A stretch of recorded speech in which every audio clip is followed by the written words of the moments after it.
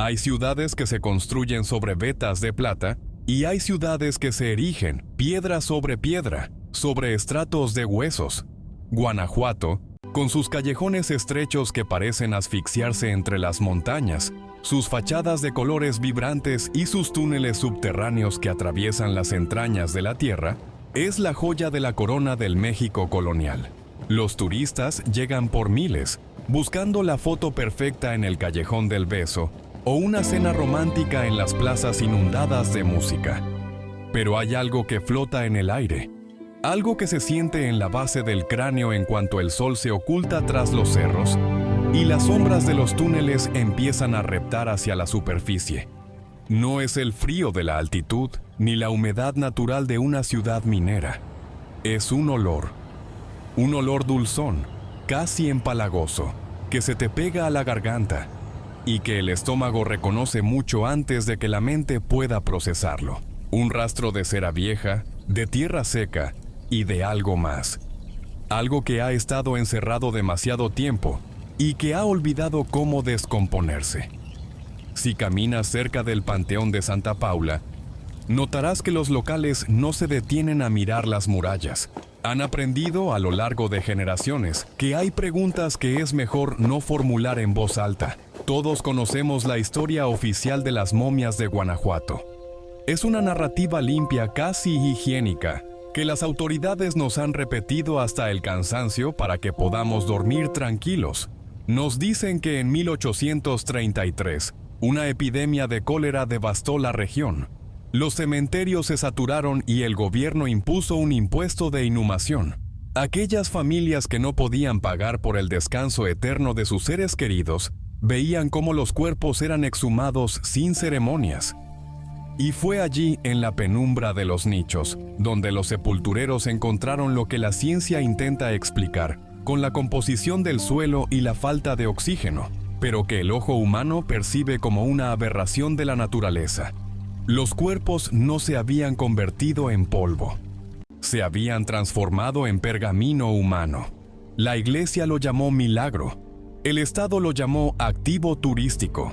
El Museo de las Momias se convirtió en el epicentro del morbo legalizado. Un lugar donde por unos cuantos pesos puedes asomarte a las cuencas vacías de la muerte.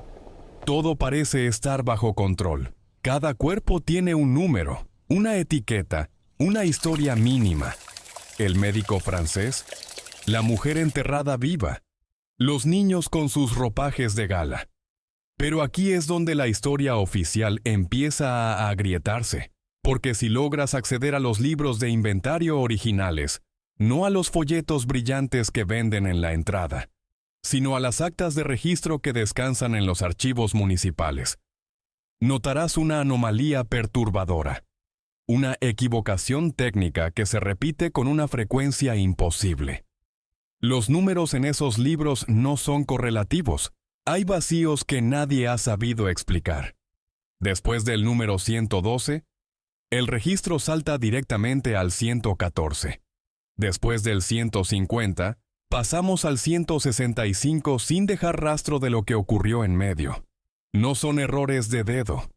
Son ausencias que tienen una forma muy concreta.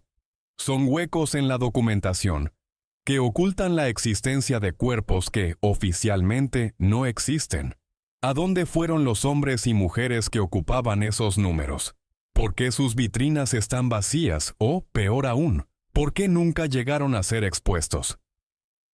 Cuando un investigador independiente intentó en 2012 cotejar el número de exhumaciones registradas con las momias que el público puede ver, su acceso al archivo fue revocado en menos de 2 horas. Le dijeron que sus notas eran material sensible y que la privacidad de los muertos estaba por encima de su curiosidad. Esa mezcla de asco y sospecha que estás sintiendo ahora mismo es el mismo escalofrío que recorre la espalda de quienes saben que el museo es solo la cara visible de un asunto mucho más oscuro. Quédate, porque lo que viene ahora es lo que los empleados del cementerio mencionan solo en susurros, cuando las luces se apagan y los turistas se han ido. Hablan de un lugar que no figura en los planos de remodelación, un espacio que se conoce internamente como el almacén número 13. Suscríbete si crees que los muertos que las instituciones decidieron borrar merecen que alguien cuente su historia. Dale like si piensas que ya basta de enterrar la verdad debajo de los altares y las vitrinas de cristal. Porque lo que te voy a contar ahora no está en ninguna guía de viaje, y hay gente en el poder de este estado que preferiría que este video fuera eliminado del servidor esta misma noche. Suscríbete si no tienes miedo de mirar lo que hay detrás de la pared. El Panteón de Santa Paula no es solo un cementerio, es una fortaleza de piedra.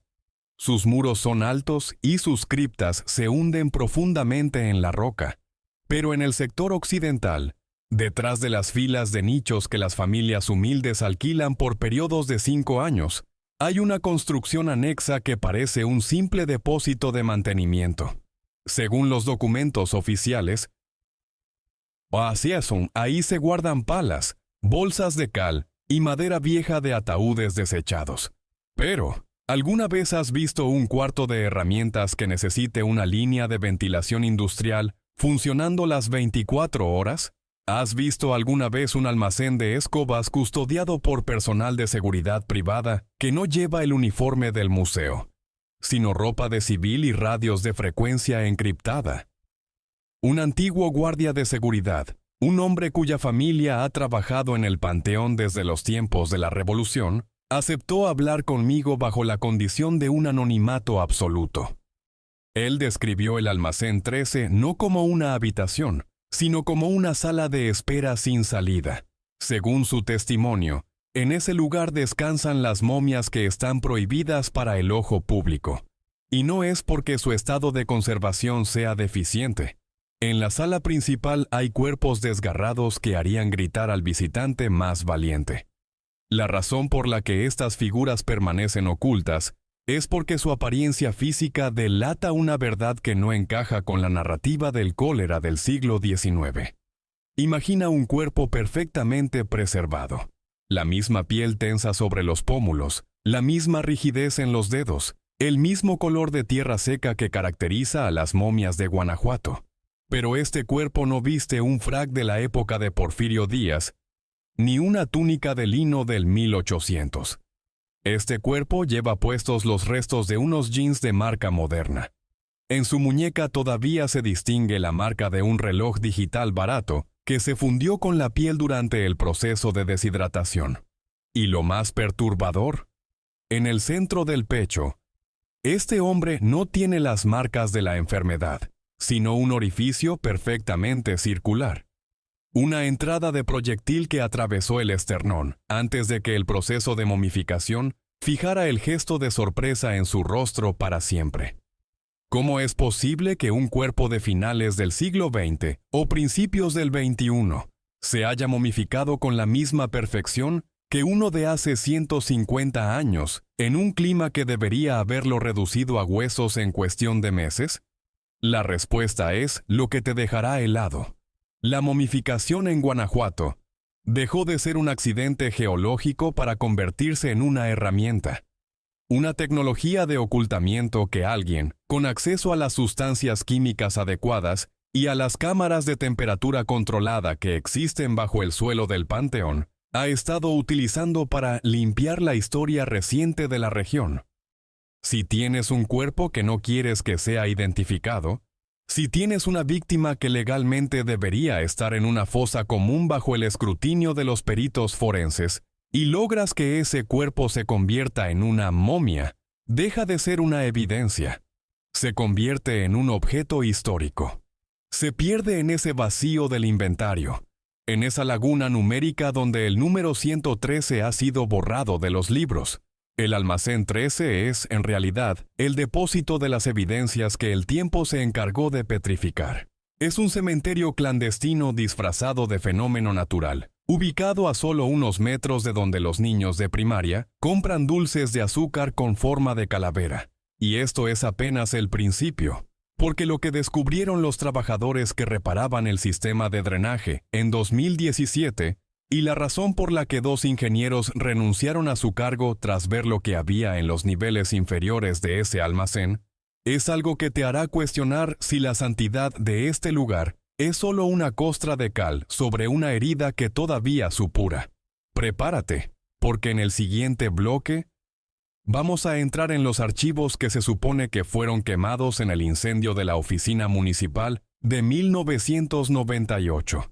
La verdad está ahí, esperando, con la piel seca y los ojos abiertos. Para entender lo que ocurrió en el verano de 2017, primero tienes que visualizar cómo respira Guanajuato. Es una ciudad que no solo crece hacia arriba, trepando por los cerros, sino que se hunde en un laberinto de túneles que antes fueron ríos y minas. Cuando las lluvias torrenciales azotan la región, el agua no se limita a correr por las calles.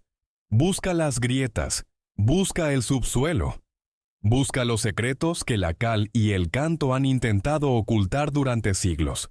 Fue precisamente durante una de esas tormentas, una noche de julio, cuando el sistema de drenaje pluvial colapsó cerca de la base del Panteón de Santa Paula. No fue una filtración común, fue un estallido.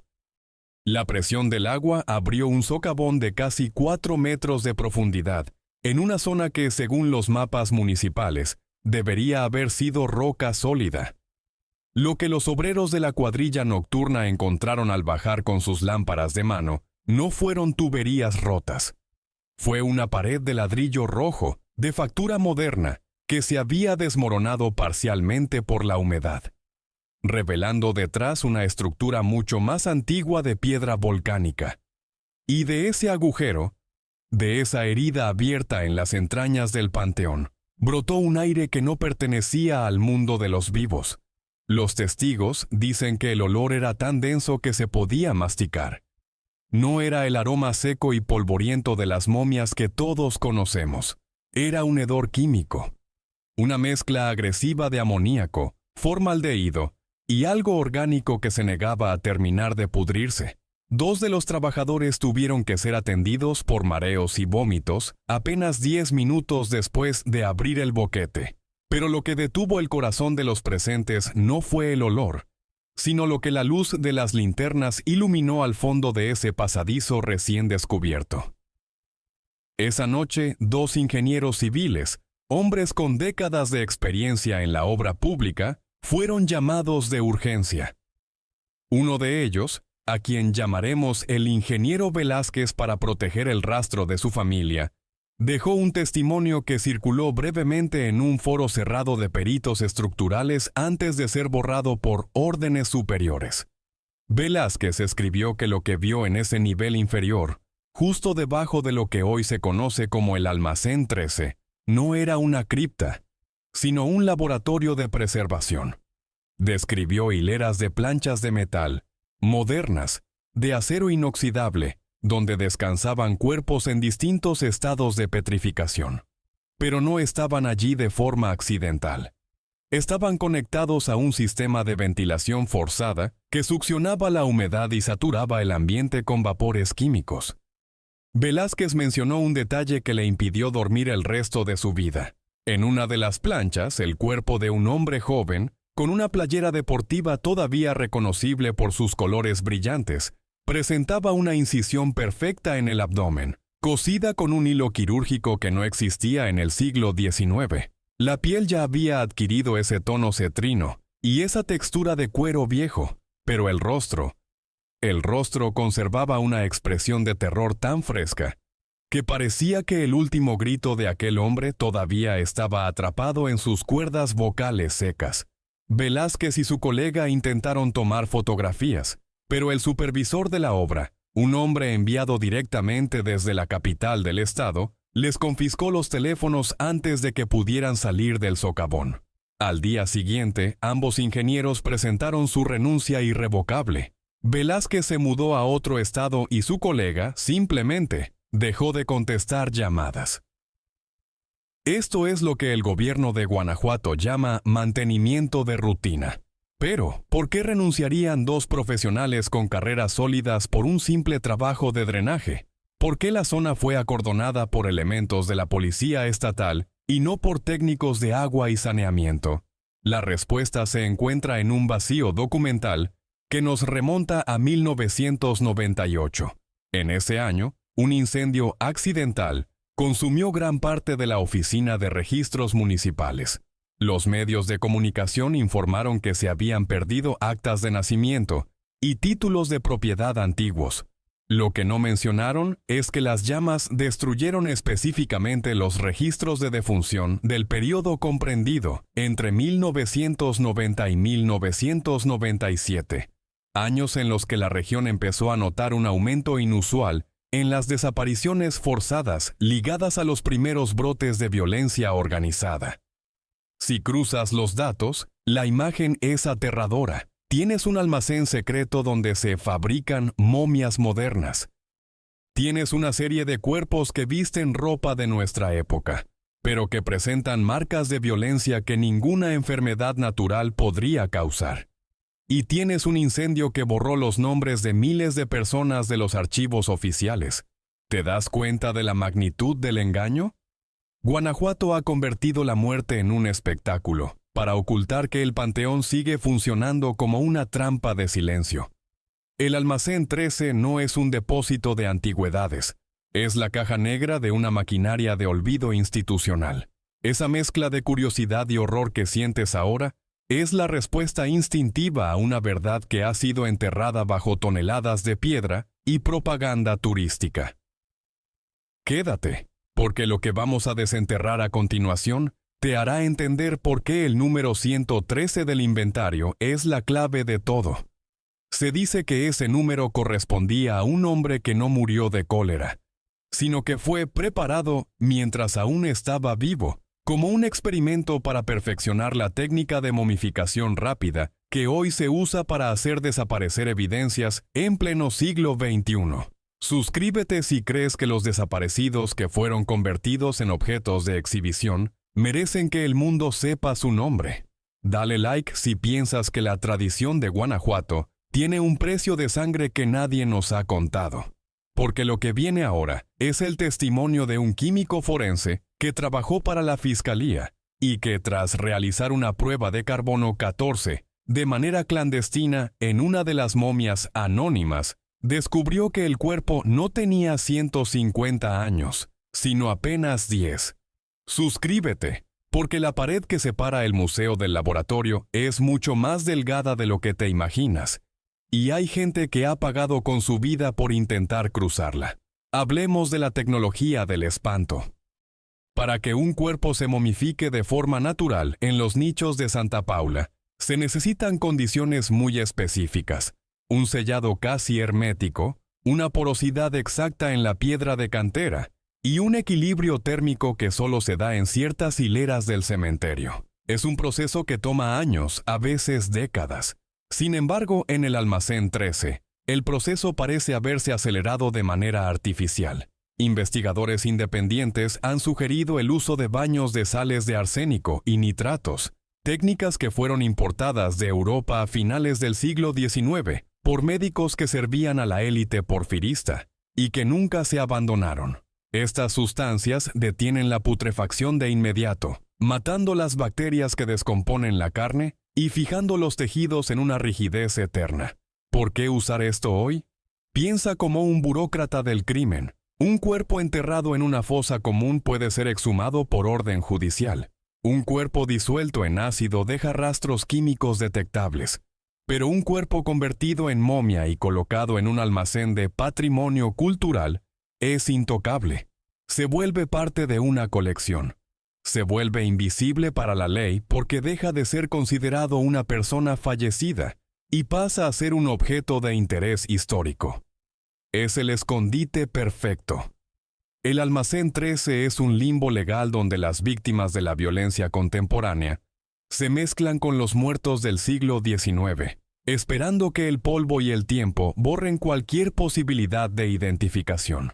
En 2018, un grupo de madres de desaparecidos solicitó formalmente a la dirección del museo una revisión de los cuerpos que no están en exhibición. Pidieron acceso a las bodegas para verificar si entre los restos anónimos se encontraba algún rastro de sus hijos. La respuesta de la Secretaría de Cultura fue un silencio administrativo que duró meses, seguido de una negativa rotunda basada en la conservación de los restos. Argumentaron que mover los cuerpos podría dañarlos irreparablemente. Pero la pregunta queda en el aire. ¿Tienen miedo de que los cuerpos se dañen o tienen miedo de lo que las pruebas de ADN podrían revelar sobre la fecha real de la muerte de esos antiguos habitantes del panteón? Esa incomodidad que sientes en el estómago no es solo por los cuerpos, es por el silencio institucional que los rodea. Un silencio que es sostenido activamente por personas que saben perfectamente lo que hay detrás de esa puerta. Con candado digital. En Guanajuato, la muerte no solo es un negocio, es un lenguaje de poder. Y el Almacén 13 es el diccionario secreto que nadie nos deja leer. Pero los secretos, como los cuerpos en Santa Paula, tienen una forma de emerger cuando menos se espera. La piedra de la cantera es porosa, y a veces lo que se filtra a través de ella no es agua, sino la verdad. Una verdad que huele a formalina y que tiene los ojos abiertos, mirándonos desde el vacío del inventario. Ya estás aquí. Ya sabes demasiado para dar marcha atrás. Prepárate para el siguiente bloque. Porque vamos a hablar de las extrañas luces que se ven en el panteón los jueves por la madrugada. Y del camión refrigerado que entra por la puerta trasera. Una puerta que no existe en los recorridos turísticos, pero que tiene un acceso directo desde la carretera. La historia de las momias de Guanajuato está a punto de volverse mucho más actual y mucho más peligrosa de lo que jamás imaginaste. Hay un protocolo en el Panteón de Santa Paula que no figura en ningún manual de procedimientos administrativos, pero que todos los trabajadores conocen por instinto de supervivencia. Se le llama la limpieza de los jueves.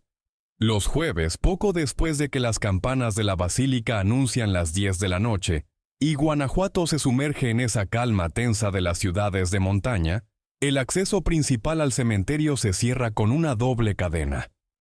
Pero mientras el frente del panteón duerme bajo la luz de los faroles coloniales, en la parte trasera, en un camino de terracería que serpentea entre los cerros y que las patrullas municipales suelen evitar, ocurre una actividad que desafía cualquier lógica arqueológica o sanitaria.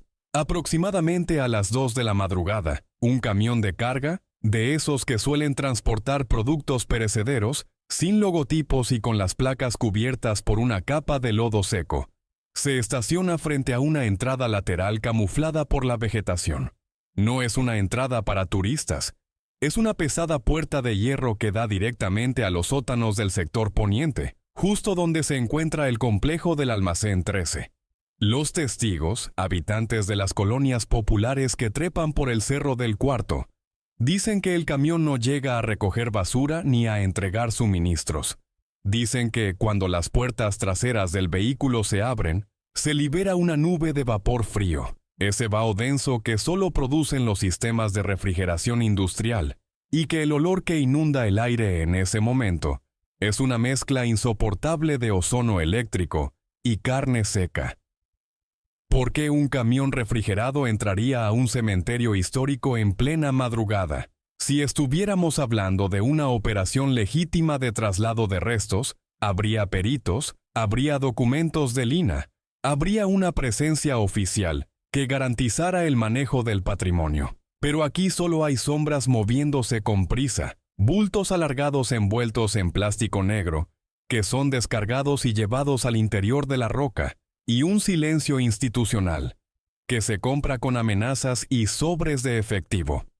Un antiguo sepulturero, que hoy vive escondido en una comunidad rural de los Altos de Jalisco, me confesó que en una ocasión, mientras buscaba una herramienta olvidada, vio cómo abrían una de esas bolsas. Lo que salió de ahí no era un esqueleto, sino un cuerpo íntegro, con la piel todavía elástica, pero de un color grisáceo, como si hubiera sido sometido a un proceso de deshidratación forzada por frío, antes de ser entregado al proceso químico final de Santa Paula. Este es el eslabón perdido entre la desaparición forzada y la momificación natural. Guanajuato ha perfeccionado un sistema donde el tiempo no borra los crímenes, sino que los petrifica. Quédate, porque lo que te voy a contar ahora es la historia de Julián Arriaga, un arqueólogo forense que en 2005 cometió el error de hacer su trabajo demasiado bien. Arriaga fue contratado para catalogar las piezas del museo, pero cuando llegó al almacén 13, encontró algo que le hizo dudar de cada libro de texto que había leído. Suscríbete si crees que la verdad es un derecho que no puede ser confiscado por ningún gobierno. Dale suscribir si piensas que es hora de que las paredes de Guanajuato dejen de ocultar el rastro de quienes fueron borrados de la faz de la tierra. Porque lo que Arriaga descubrió detrás de la vitrina del número 113 no fue un habitante de la epidemia de cólera, sino una evidencia criminal que el Vaticano y el Estado mexicano han decidido ignorar durante décadas. Suscríbete, porque lo que viene ahora no tiene vuelta atrás. Julián Arriaga no era un hombre propenso a las fantasías. Tenía un doctorado en antropología física y había trabajado en fosas comunes por todo el país. Su mirada era clínica, fría, acostumbrada al horror. Pero cuando le permitieron entrar al área de resguardo para examinar a las momias que estaban en proceso de restauración, notó que algunas figuras presentaban una integridad física que no correspondía al paso de un siglo y medio bajo tierra.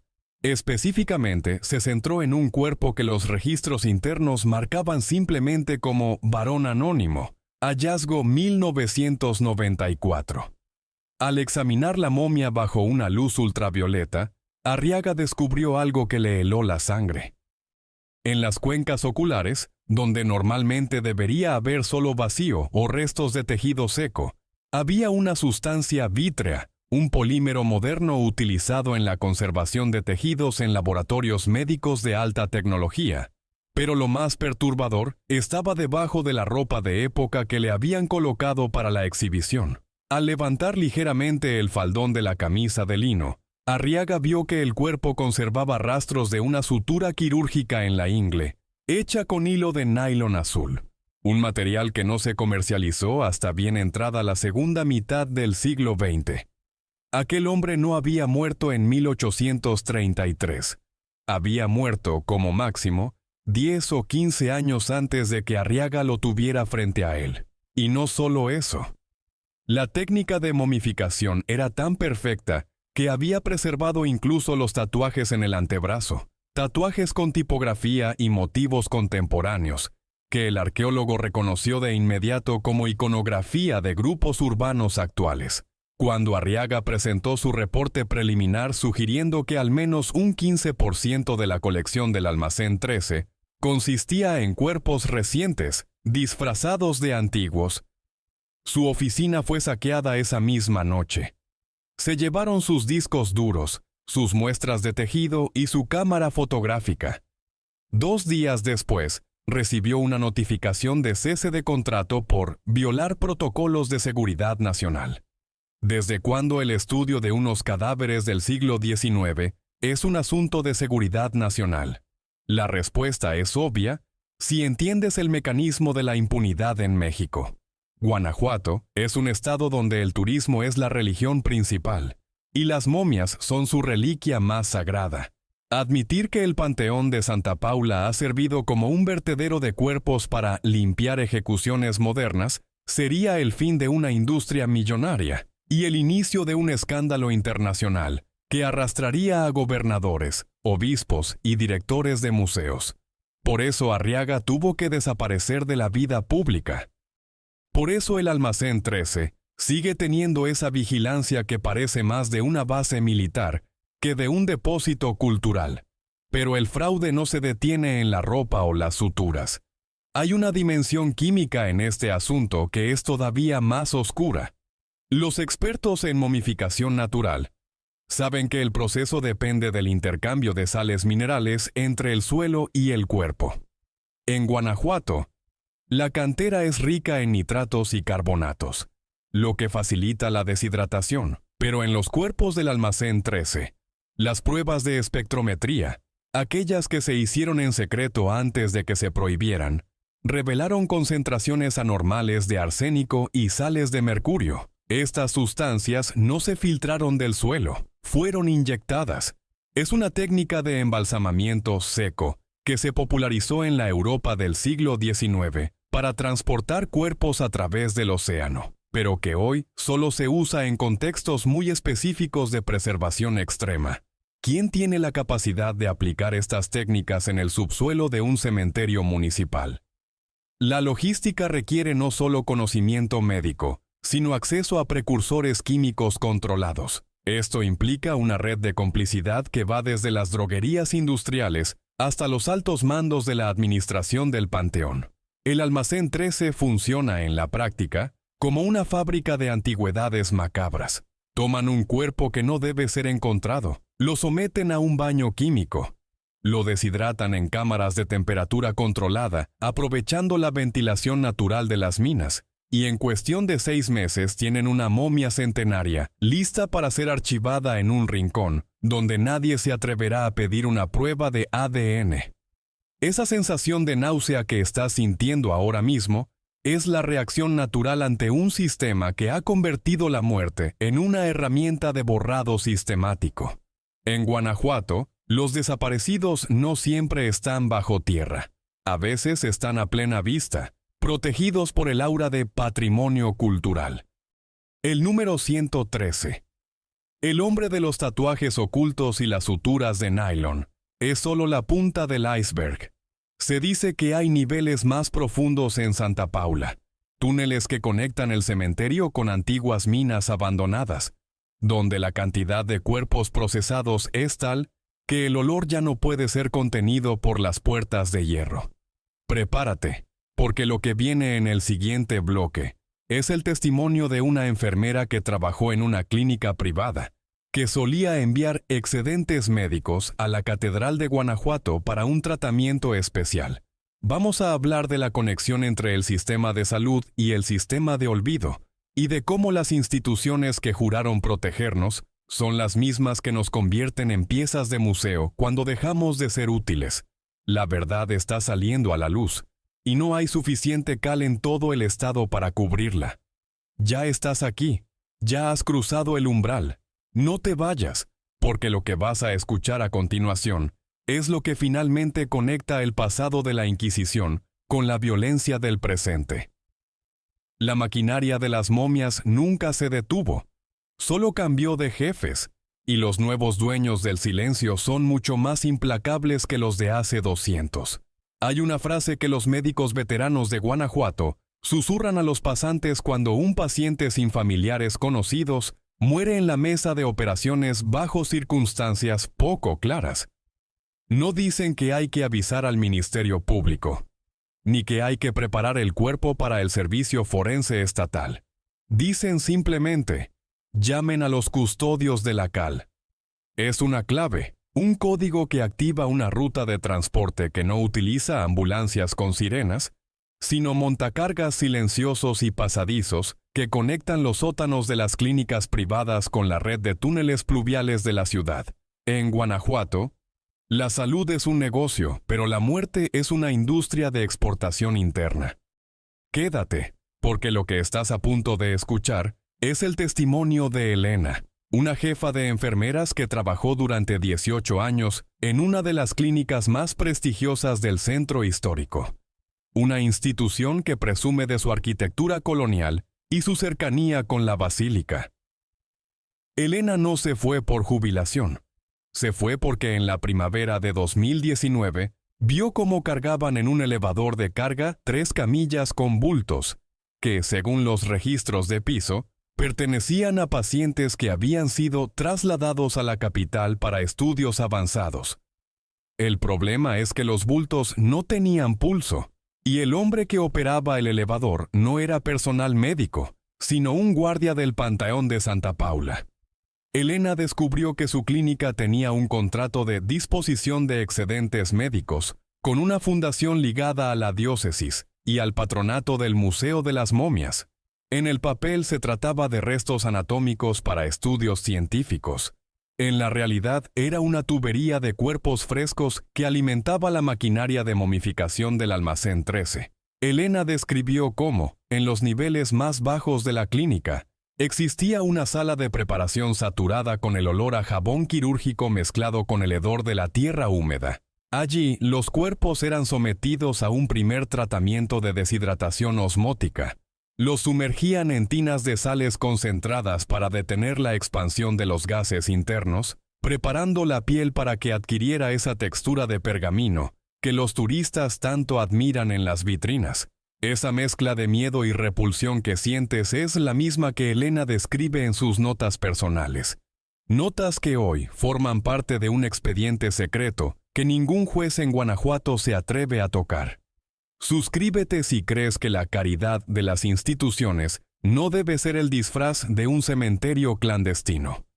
Dale like si piensas que es una atrocidad que las clínicas que deberían curarnos nos conviertan en piezas de exhibición para borrar los errores del quirófano o los crímenes de la élite, porque lo que Elena vio en aquel elevador es solo la entrada a un sistema de túneles que conecta el pasado de la Inquisición con la impunidad del siglo XXI. Suscríbete, porque la verdad está grabada en la piel seca de quienes nunca llegaron a su destino. ¿Por qué Guanajuato? ¿Por qué este sistema de desaparición estética funciona con tanta eficacia aquí y no en otras ciudades de México? La respuesta es geográfica y arquitectónica. La ciudad es una red de arterias subterráneas, antiguos cauces de ríos, túneles mineros abandonados y drenajes coloniales forman un laberinto donde un cuerpo puede recorrer kilómetros sin ver la luz del sol. El Almacén 13 no es un punto aislado, es el nudo central de una red. Los investigadores independientes que han intentado mapear esta geografía del olvido sugieren que existen al menos 5 puntos de entrada al complejo secreto de Santa Paula, todos ellos ocultos detrás de fachadas respetables, la sacristía de una iglesia menor, el sótano de una universidad y, lo más perturbador, la morgue de una clínica privada. Este sistema no nació ayer. Es la evolución de un método de control social que la Iglesia y la Inquisición perfeccionaron durante el virreinato. En aquel entonces, las celdas de castigo para las mujeres arrepentidas o los herejes se construían dentro de los muros de los conventos. Cuando el prisionero moría, no se le enterraba en tierra consagrada. Se le dejaba en el muro para que el tiempo y la cal hicieran su trabajo. Hoy, la tecnología es más sofisticada, pero la lógica es la misma. Absorber al individuo, despojarlo de su identidad y convertirlo en parte de la estructura del edificio. El Almacén 13 es la versión moderna de esos muros de la Inquisición.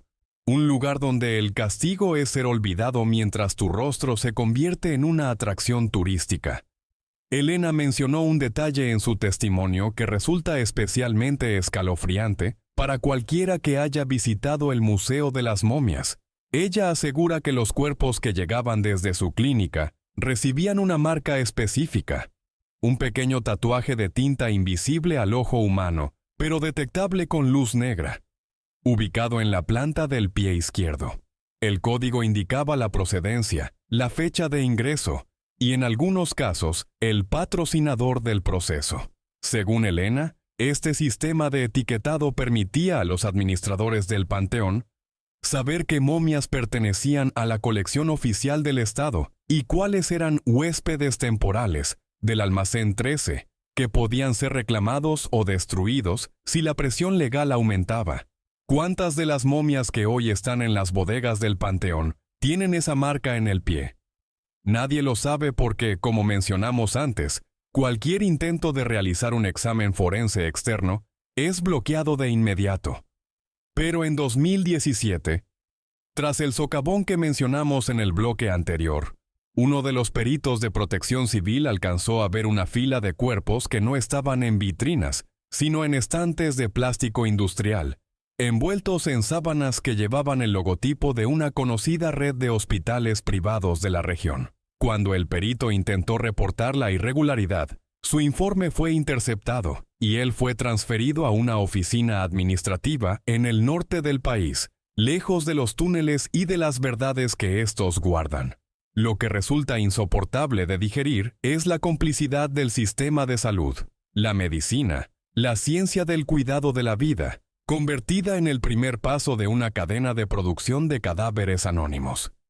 Las clínicas se deshacen de sus problemas, pacientes que murieron por negligencia, víctimas de la violencia que no pueden ser reportadas sin atraer investigaciones incómodas, y el Almacén 13 recibe la materia prima para mantener viva la leyenda del suelo milagroso. Es el reciclaje del horror, un sistema que se alimenta de la desesperación y excreta patrimonio cultural. Esa opacidad que mencionamos, ese vacío en los libros de inventario donde los números saltan sin explicación, es la huella digital de este sistema. El número 113 no es una momia cualquiera. Se rumorea que es el cuerpo de un alto funcionario que desapareció en un viaje de negocios en los años 90 y cuyo cadáver, tras ser procesado químicamente, fue escondido a plena vista en el almacén para evitar un escándalo político que habría derrumbado al gobierno estatal de aquel entonces. Su identidad fue borrada, su ropa fue cambiada por un traje de charro raído de hace un siglo, y hoy descansa en el Almacén 13, esperando que el polvo termine de ocultar quién fue en vida. El Almacén 13 es, en última instancia, el espejo oscuro de Guanajuato. Mientras el turista camina por la superficie, admirando la belleza de los teatros y las plazas, a pocos metros bajo sus pies, el sistema sigue moliendo huesos y secando pieles. La maquinaria del olvido no descansa, y se nutre de la misma indiferencia con la que compramos un boleto para ver a una momia sin preguntarnos por qué tiene los dedos de las manos doblados de esa manera, como si estuviera aferrando algo que le fue quitado. Prepárate, porque lo que viene en el siguiente bloque es todavía más fuerte. Vamos a hablar del protocolo de exhumación negativa y de lo que ocurrió cuando un equipo de arqueólogos alemanes intentó donar un escáner de alta tecnología al museo para fechar científicamente a toda la colección. La respuesta de las autoridades locales no fue de agradecimiento, sino de una violencia institucional que incluyó amenazas de deportación y la destrucción del equipo técnico. La pregunta es obvia. ¿Qué tienen tanto miedo de que el escáner vea a través de las capas de piel seca? La verdad está ahí, en las cuencas oculares vacías, y no se va a quedar callada por mucho tiempo. Ya estás aquí.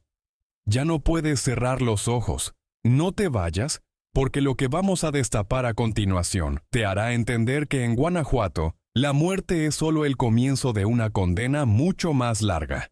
La condena de ser una evidencia perpetua que nadie quiere procesar. Hay una fecha en el calendario del Museo de las Momias que los directivos actuales intentan borrar de la memoria institucional. El 14 de noviembre de 2009. Aquella mañana, un equipo de investigadores de la Universidad de Heidelberg, Alemania, llegó a Guanajuato con una donación que parecía un milagro para la ciencia local. Traían consigo un escáner de tomografía axial computarizada de última generación, portátil y de alta resolución. Diseñado para analizar restos arqueológicos sin tocarlos, el objetivo oficial era noble: realizar un mapeo tridimensional de la colección para determinar, de una vez por todas, las causas reales de muerte de los habitantes del siglo XIX y crear un archivo digital para la posteridad. El equipo alemán, liderado por el Dr. Klaus Dietrich, comenzó su trabajo en la sala principal. Pero Dietrich, un hombre cuya curiosidad científica no conocía las fronteras de la política mexicana, pronto empezó a notar que los números en las vitrinas no coincidían con la densidad ósea que su equipo registraba. Cuando llegaron a los especímenes que salían intermitentemente del Almacén 13 para ser limpiados, el escáner reveló algo que Dietrich calificó en su diario de campo como una imposibilidad biológica. En uno de los cuerpos catalogado como una mujer fallecida durante la epidemia de 1833, el monitor mostró la sombra nítida de un objeto metálico en la cavidad torácica. Una grapa quirúrgica de titanio, del tipo que se utiliza en las cirugías de vesícula modernas. Dietrich no tuvo tiempo de procesar el hallazgo. Antes de que pudiera guardar los datos en el servidor externo, una patrulla de la policía ministerial entró en el recinto. No hubo explicaciones, No hubo diplomacia. Alegaron que el equipo alemán estaba dañando la integridad molecular del patrimonio nacional, al someterlo a radiaciones no autorizadas. Los científicos fueron escoltados fuera del Panteón. Sus pasaportes fueron retenidos durante 12 horas en una oficina del aeropuerto. Y, lo más grave, los discos duros del escáner fueron formateados con un pulso electromagnético que destruyó no solo las imágenes de la grapa de titanio, sino toda la investigación de 3 meses. El doctor Dietrich fue deportado al día siguiente y nunca más se le permitió la entrada a México. Esa reacción violenta del Estado no fue un error burocrático, fue una operación de contención de daños, porque si el escáner de Heidelberg hubiera completado su tarea, el mundo habría descubierto que el Museo de las Momias no es solo un mausoleo histórico, sino un depósito de pruebas forenses que el tiempo ha intentado legalizar. Quédate, porque lo que estás a punto de escuchar es el mecanismo legal que sostiene este engaño. El infame protocolo de exhumación negativa. La mordaza que impide que las familias recuperen a sus muertos una vez que estos cruzan el umbral de Santa Paula. Suscríbete si crees que la ciencia no debe ser censurada para proteger la impunidad de los que mandan. Dale like si piensas que es una vergüenza que un objeto quirúrgico moderno aparezca dentro de una momia centenaria, mientras el gobierno mira hacia otro lado. Porque lo que Dietrich vio en su monitor es la prueba de que el almacén 13 está reciclando cuerpos que todavía tienen el rastro de la medicina actual. Suscríbete, porque lo que viene ahora es la historia de cómo la ley en Guanajuato fue redactada para que los muertos dejen de pertenecer a sus familias y pasen a ser propiedad del silencio estatal. El protocolo de exhumación negativa es una directiva interna, nunca publicada en el diario oficial, que se aplica con rigor absoluto desde 2005. Según este protocolo, cualquier cuerpo que haya alcanzado el estado de momificación natural, un término que la administración define de manera ambigua, pasa automáticamente a ser considerado patrimonio cultural del Estado. Esto significa que si una familia sospecha que su ser querido desaparecido terminó en los nichos de Santa Paula y solicita una prueba de ADN o la entrega del cuerpo para un entierro privado, la respuesta es siempre la misma. El resto ya no es un cadáver, es un objeto histórico, y su integridad está protegida por leyes federales. Es el robo de la identidad definitiva. Un círculo vicioso donde el Estado se convierte en dueño de tu cuerpo porque no pudiste enterrarlo a tiempo, y luego se niega a devolvértelo, porque ahora eres una pieza de museo. Abogados defensores de derechos humanos en Guanajuato aseguran que este protocolo es la razón por la cual el almacén 13 nunca se vacía. Allí es donde esconden a los número 113. A los hombres y mujeres cuyos expedientes judiciales están abiertos pero cuyos cuerpos han sido congelados en el tiempo. Al convertirlos en momias, el sistema judicial les otorga una especie de inmunidad post-mortem. Ya no pueden ser objeto de autopsias criminales porque eso destruiría su valor estético y cultural. Pero hay un detalle que los administradores del Panteón no pueden ocultar con leyes, y es la ropa. En la colección oficial, las momias visten trajes de época, mortajas de algodón crudo o túnicas religiosas. Sin embargo, en las visitas de inspección que se realizaron tras el sismo de 2016, algunos observadores notaron que las momias anónimas de las filas traseras del almacén 13 tenían fragmentos de telas sintéticas adheridos a la piel seca.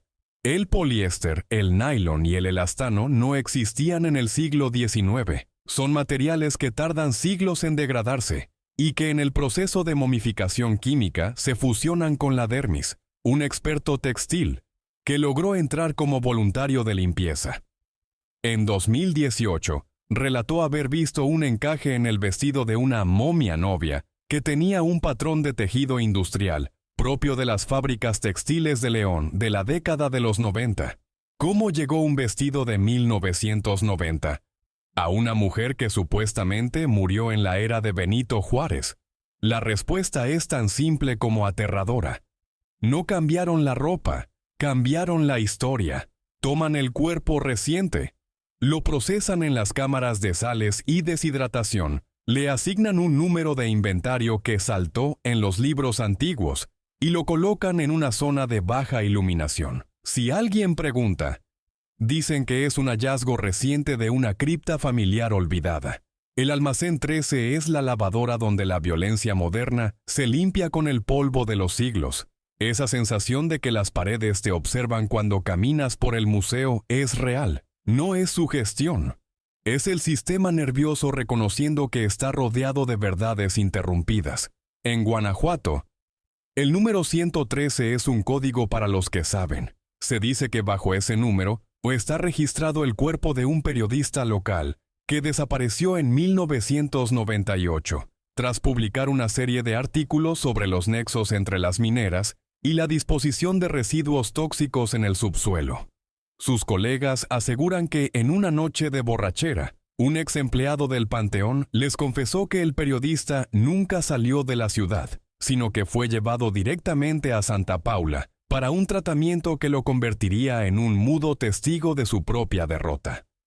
Su cuerpo, ahora rígido y anónimo, estaría esperando en el almacén 13, a que alguien tenga el valor de comparar su dentadura con los registros médicos de 1997. Lo más perturbador de todo es la economía que rodea a estos cuerpos. El Museo de las Momias genera millones de pesos en entradas, pero no hay un registro claro de a dónde va ese dinero. Una parte significativa desaparece en auditorías opacas. Fuentes internas sugieren que esos fondos financian el mantenimiento de la red subterránea y el pago a los especialistas químicos que se encargan de que los nuevos ingresos adquieran el aspecto centenario necesario en tiempo récord. Es un negocio redondo. Cobras por matar, cobras por esconder, y luego cobras a los turistas por ver el escondite. Esa opacidad institucional es el muro contra el que chocan todas las investigaciones. En 2021, un grupo de arqueólogos mexicanos intentó solicitar una revisión de los niveles de nitratos en las momias de la sala Nuevos Hallazgos. Se les negó el acceso alegando riesgo biológico por hongos. Sin embargo, ese mismo día, un grupo de inversionistas extranjeros fue llevado al mismo lugar en una visita privada, sin trajes de protección, con copas de vino en la mano. La ley en Guanajuato es una plastilina que se moldea según quien haga la pregunta. Si eres un científico, los muertos son peligrosos y sagrados. Si eres un aliado político, los muertos son solo escenografía para un cóctel. Prepárate, porque lo que viene en el siguiente bloque te hará cuestionar la naturaleza misma del suelo que pisas. Vamos a hablar de la Veta de los Muertos, una antigua mina de plata que colinda con los cimientos del Panteón, y que, según las leyendas mineras, fue reconvertida en un osario industrial donde los cuerpos no solo se momifican, sino que se almacenan por miles. Vamos a hablar de los ruidos de maquinaria pesada que se escuchan a 3 metros bajo tierra, y de por qué los mineros locales se niegan a trabajar en las secciones que se acercan a los muros del cementerio. La verdad es más profunda que cualquier mina, y está empezando a colapsar. Ya estás aquí, ya no hay marcha atrás. No te vayas, porque lo que vamos a desenterrar a continuación es el vínculo final entre la codicia minera y el reciclaje de la muerte en el corazón de Guanajuato. Las momias tienen mucho que decir, y el silencio de las autoridades es solo el eco de un grito que lleva décadas tratando de salir de la piedra. Guanajuato es una ciudad hueca. Debajo del asfalto, de las plazas y de las iglesias, existe una segunda ciudad. Un espejo oscuro tallado en la roca que se extiende por cientos de kilómetros. Son las minas, las venas por donde alguna vez fluyó la plata que enriqueció a España y que hoy, en su mayoría, permanecen en un estado de abandono oficial, pero de una actividad extraoficial frenética. Pero hay un sector de este laberinto que los mineros en activo evitan mencionar incluso en sus momentos de mayor confianza. Es el área donde los túneles de la antigua mina La Valenciana y el Rayas parecen converger extrañamente hacia los cimientos del Panteón de Santa Paula. Se le conoce en el bajo mundo de los socavones como la veta de los muertos. Lo que estás a punto de escuchar no es una leyenda de aparecidos en la mina. Es un hecho mecánico.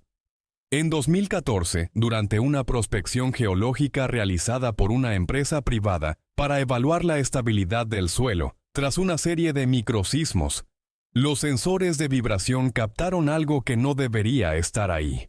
A unos 30 metros por debajo de la sala de exhibición del Museo de las Momias, en una zona que los mapas marcan como roca madre, los sismógrafos registraron un patrón rítmico, un zumbido metálico constante que se activaba precisamente entre las 3 y las 5 de la madrugada. No era el movimiento de las placas tectónicas, ni la filtración de agua, era el sonido de maquinaria pesada, específicamente de elevadores industriales y bandas transportadoras operando en el vacío absoluto. ¿Qué tipo de maquinaria se mueve debajo de un cementerio histórico a las 3 de la mañana? La respuesta la tiene don Jacinto, un hombre que trabajó 40 años en las profundidades de Guanajuato y que hoy, con los pulmones gastados por el polvo de sílice, vive con el miedo de que su sombra lo traicione. Don Jacinto me contó que en los años 90, mientras trabajaba en el reforzamiento de un pilar cerca del límite poniente de la mina, su cuadrilla encontró un muro de concreto reforzado que cortaba de tajo una de las vetas de cuarzo. El muro tenía una puerta de acero con el sello del gobierno estatal y un letrero que prohibía el paso por riesgo de gases tóxicos. Pero Jacinto sabía que en esa zona no había gas. Lo que había era un aroma que conocía perfectamente.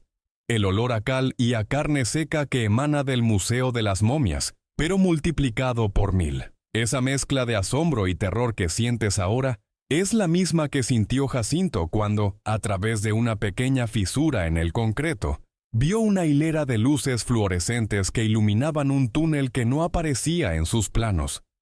No era un túnel minero, era un pasillo logístico, limpio, con rieles recién aceitados y estanterías que se perdían en la oscuridad del socavón. Don Jacinto asegura que el almacén 13 es solo la recepción de un hotel de pesadilla. La verdadera bodega, el osario industrial de Guanajuato, se encuentra en los niveles inferiores de las minas, donde la humedad es nula y los nitratos naturales de la roca hacen el trabajo de momificación gratis y a gran escala. Suscríbete si crees que la industria de la plata no debe ser el escondite de la industria de la muerte. Dale like si piensas que es una atrocidad que los túneles que construyeron la identidad de este país se utilicen hoy para procesar cuerpos y borrarlos de la historia.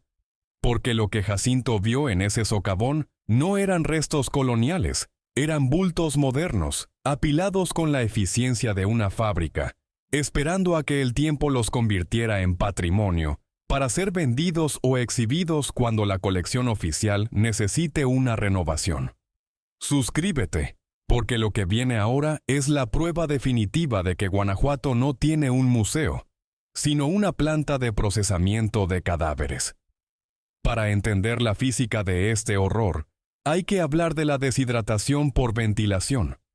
En las minas profundas de Guanajuato, existen corrientes de aire térmico que suben desde las capas más calientes de la Tierra hacia la superficie. Estas corrientes actúan como un deshidratador gigante. Si colocas un cuerpo en una cámara conectada a estos flujos y saturas el ambiente con polvo de cantera rico en nitratos, puedes obtener una momia visualmente centenaria en menos de 8 meses. Es una técnica de momificación industrial que el Estado ha perfeccionado para gestionar lo que ellos llaman el excedente del sistema. Investigadores independientes han denunciado que este sistema de vetas de los muertos ha sido utilizado para deshacerse de activistas mineros, sindicalistas incómodos y personas que sabían demasiado sobre los depósitos de desechos tóxicos que las grandes mineras ocultan en los túneles sellados.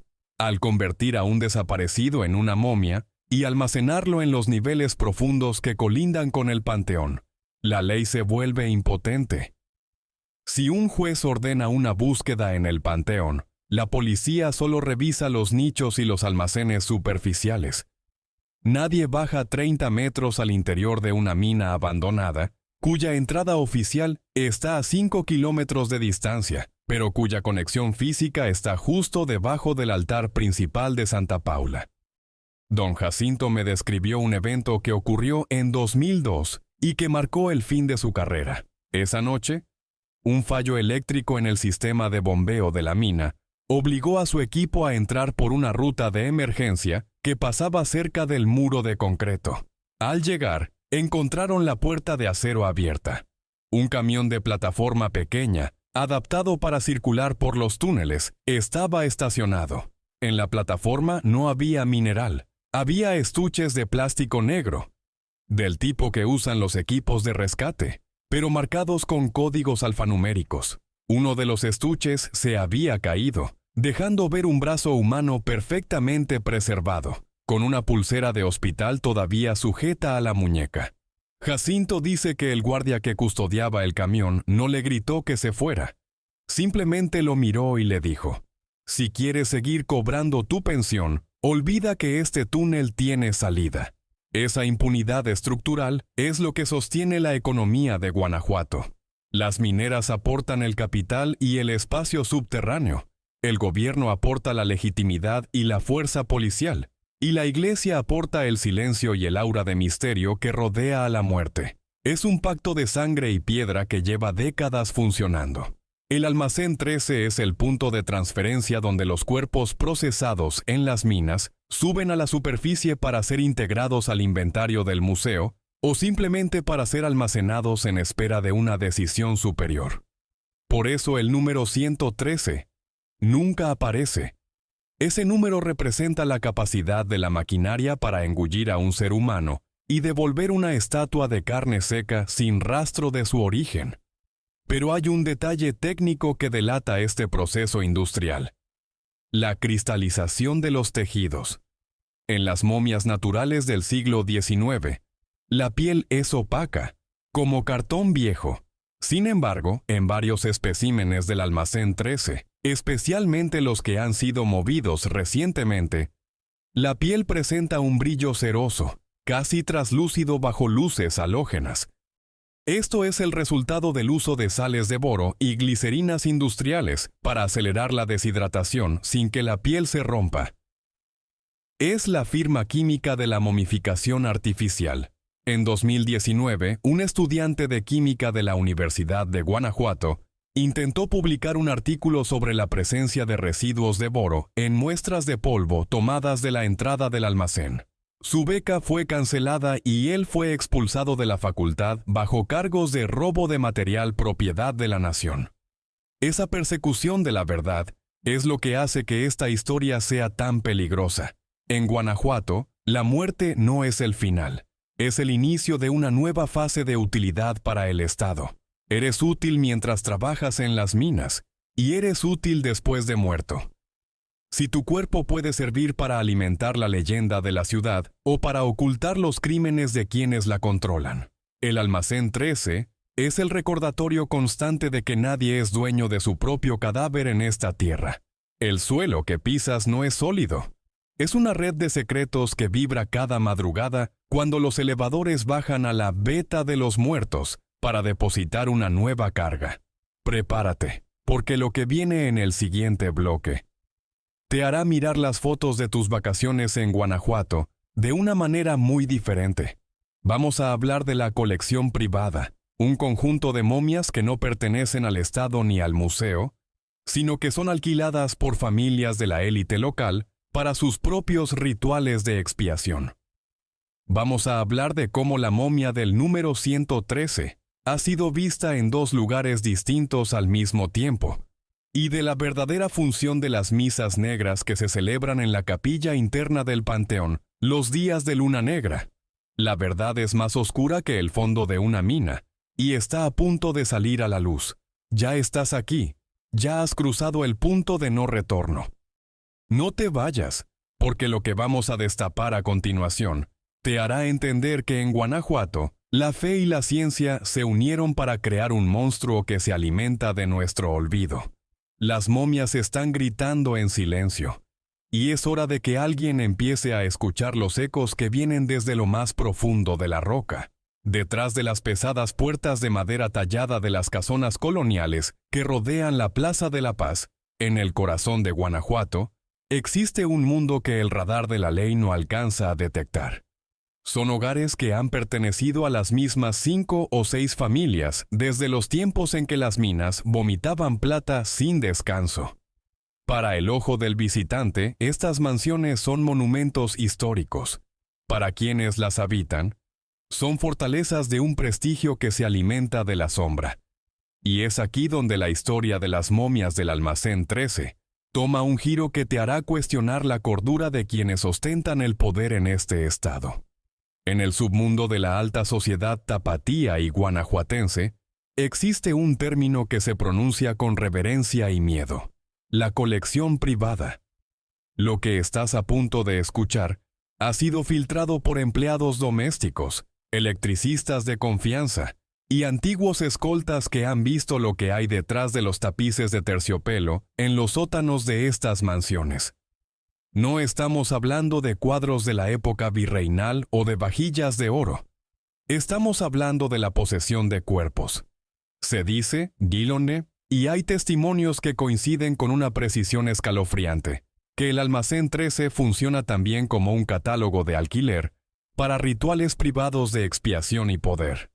Las momias más exclusivas, aquellas que conservan rasgos físicos casi intactos o que presentan deformidades traumáticas particularmente estéticas, son trasladadas temporalmente desde el panteón hacia estas residencias privadas a través de la red de túneles que mencionamos anteriormente. ¿Para qué querría una familia de la élite tener un cadáver disecado en su sótano durante una semana? La respuesta se hunde en una mezcla retorcida de fanatismo religioso y esoterismo político. Existe una tradición secreta en Guanajuato, conocida como las misas de los olvidados. Son ceremonias que no están registradas en el calendario de la arquidiócesis, pero que cuentan con la participación de sacerdotes renegados o de alto rango, que operan en la periferia de la doctrina oficial. En estas reuniones, la momia, específicamente la que lleva el estigma del número 113, es colocada como un intercesor físico.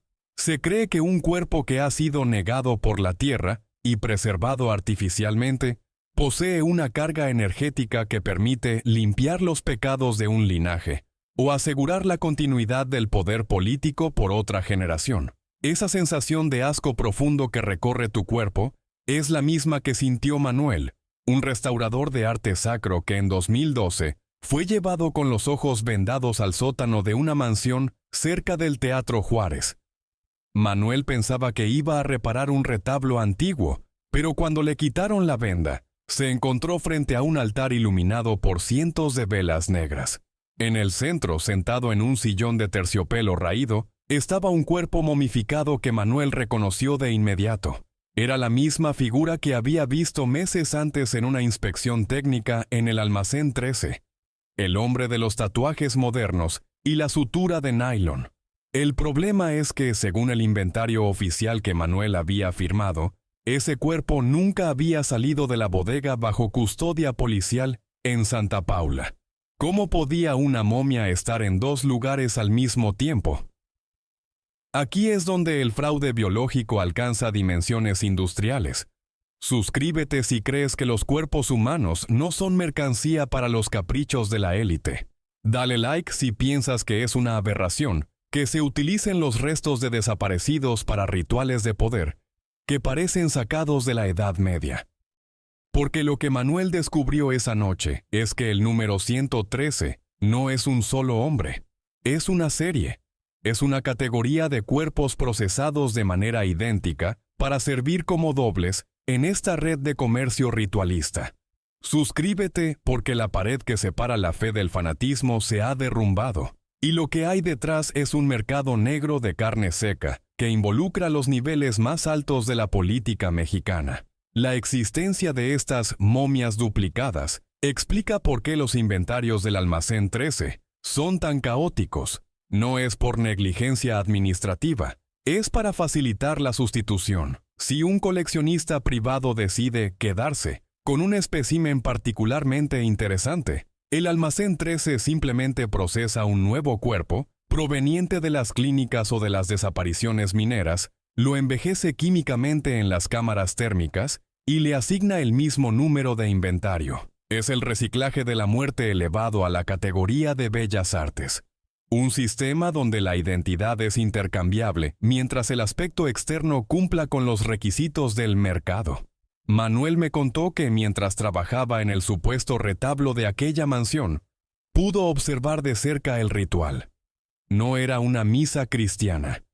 Era una parodia oscura donde los asistentes, personas que Manuel reconoció de las páginas de sociales de los periódicos locales, besaban la mano rígida de la momia y dejaban sobres con dinero y peticiones escritas debajo de su lengua seca. El olor en la habitación era una mezcla nauseabunda de incienso de copal, cera de abeja y el inconfundible vaho químico del arsénico que emana de los cuerpos procesados. Cuando Manuel intentó preguntar sobre el origen de la figura, el dueño de la casa, un hombre vinculado a la industria minera, le dio una respuesta que todavía resuena en sus pesadillas. En Guanajuato, la plata compra la vida, pero el silencio compra la eternidad. Esta red de complicidad llega hasta la pequeña capilla interna del Panteón de Santa Paula, un espacio que permanece cerrado al público el 90% del año. Según antiguos sacristanes, los días de luna negra, esta capilla es el escenario de traslados masivos. Bultos envueltos en sábanas purpúreas entran por la sacristía y desaparecen por una trampilla oculta debajo del presbiterio que conecta directamente con el almacén 13.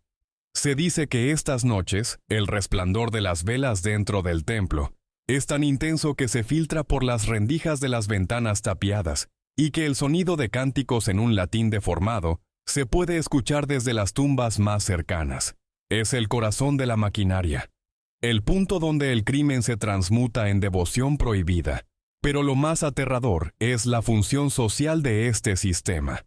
El almacén 13 y su colección privada actúan como una logia de sangre. Participar en estos rituales, poseer o alquilar una de estas momias, es una señal de pertenencia al círculo de impunidad total. Si conoces el secreto del almacén 13 y te beneficias de él, estás encadenado al sistema para siempre.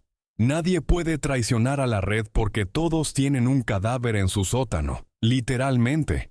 Es un pacto de silencio sellado con la piel de los olvidados. Por eso, cuando en 2019 un periodista de investigación de la Ciudad de México intentó rastrear la ruta de una de estas momias que había sido vista en una exposición privada en San Antonio, Texas, su fuente fue silenciada en menos de una semana, y el cuerpo desapareció del inventario internacional sin dejar rastro. La colección privada es el eslabón final que conecta la economía del turismo con la economía de la desaparición. Mientras tú pagas tu entrada al museo para ver a las momias del cólera, los verdaderos dueños de la ciudad se ríen de tu ingenuidad mientras utilizan a los número 113 para consolidar su dominio sobre los vivos. No son solo restos humanos.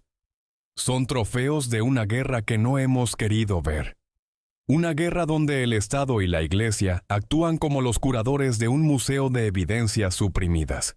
Esa opacidad que mencionamos al principio, ese vacío en los libros que salta números sin explicación, es en realidad un menú. Un menú de opciones para quienes tienen el dinero suficiente para comprar una eternidad de bolsillo. El número 113 es la prueba de que en Guanajuato la muerte tiene dueño. Y esos dueños no son los gusanos, ni el tiempo, ni Dios. Son hombres con apellidos ilustres que duermen tranquilos en camas situadas justo encima de sótanos, donde un cuerpo seco espera la próxima luna negra para volver a ser el centro de una plegaria maldita. Prepárate para el bloque final, porque vamos a cerrar el círculo. Vamos a hablar del hallazgo accidental que ocurrió en 2023 durante la digitalización de los archivos vaticanos secretos y de la carta que un obispo moribundo envió al Papa, confesando que Guanajuato no es una ciudad de milagros, sino una fábrica de ídolos de carne para una élite que ha perdido el alma. Vamos a revelar la ubicación exacta de la entrada al nivel 14.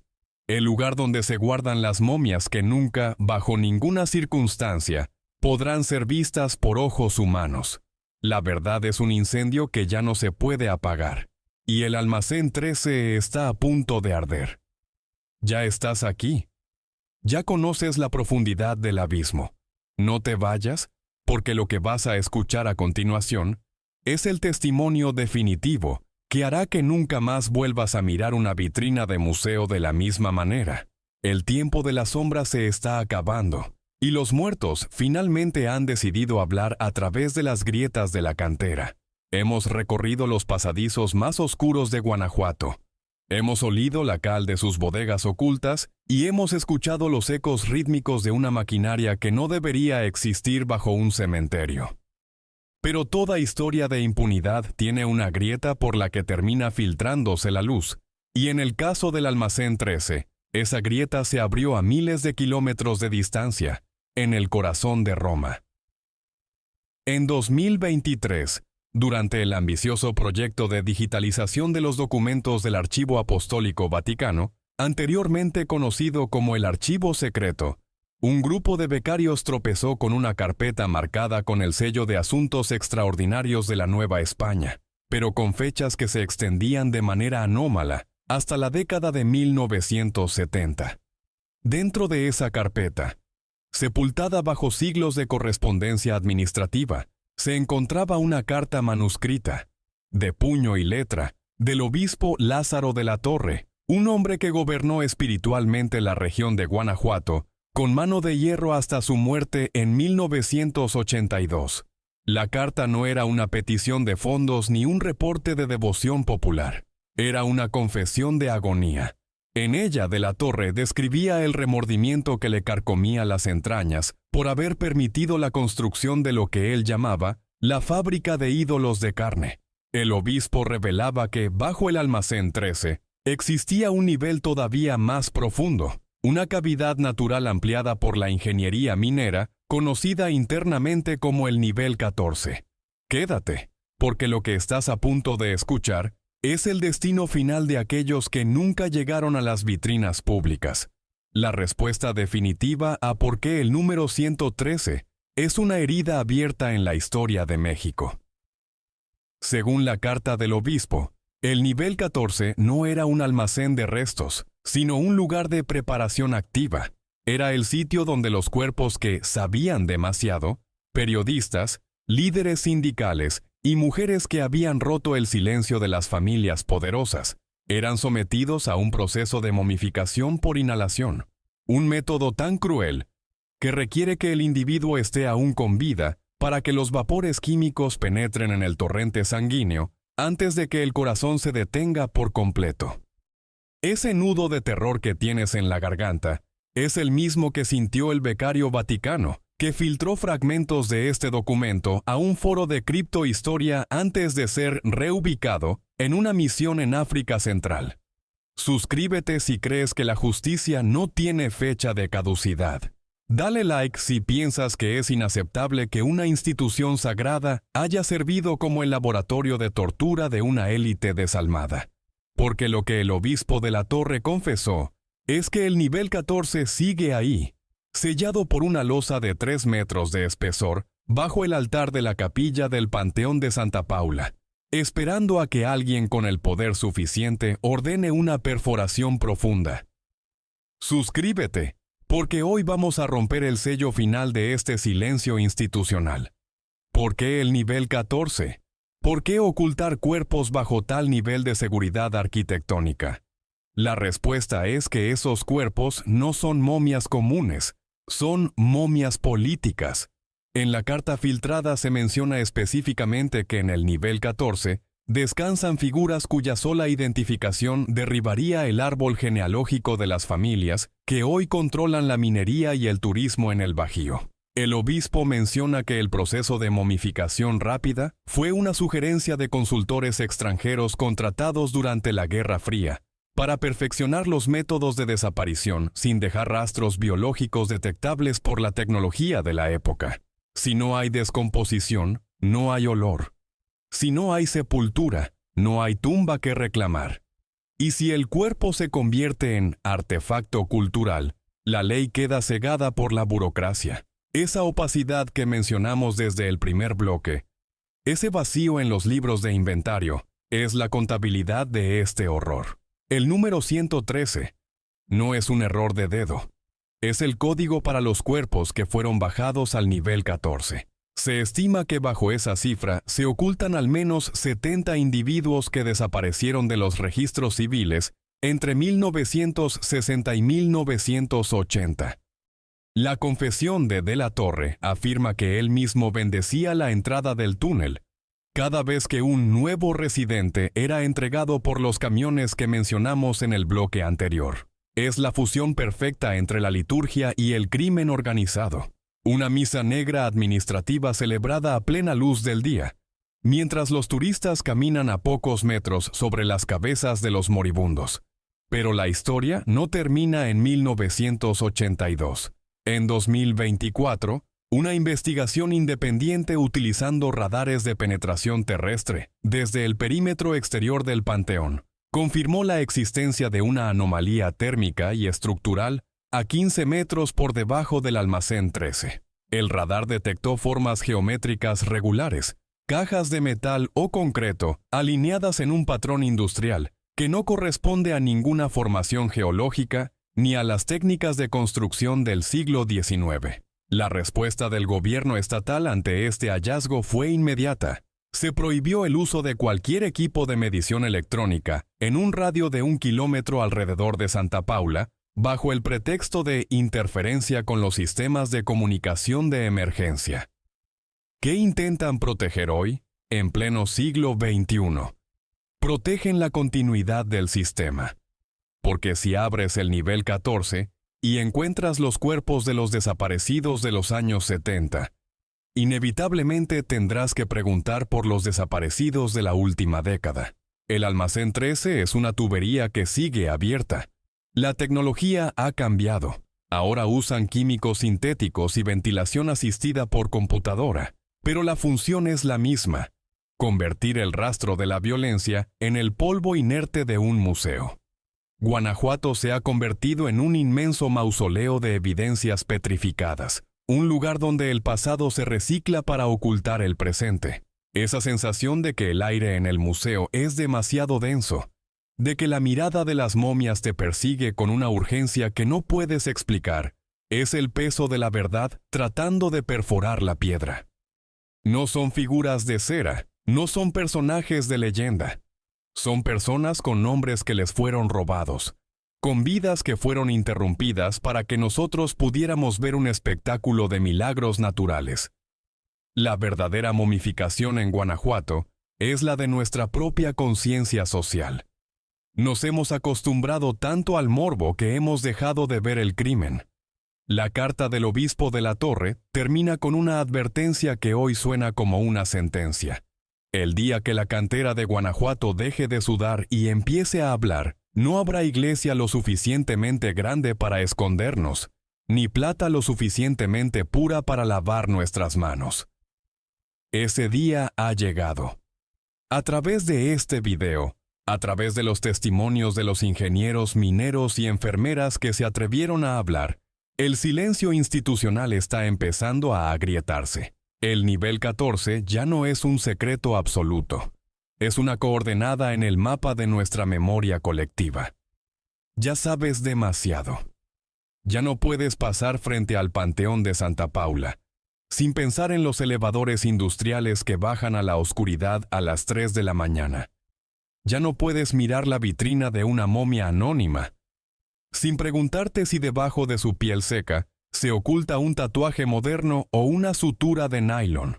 La historia de Guanajuato es una herida que la cal no pudo cerrar, y mientras el gobierno y la iglesia sigan negando el acceso a los archivos y a los niveles inferiores, esa herida seguirá supurando la verdad. Suscríbete si crees que los muertos sin nombre merecen que alguien busque su identidad, aunque la verdad incomode a los que llevan siglos controlando el relato.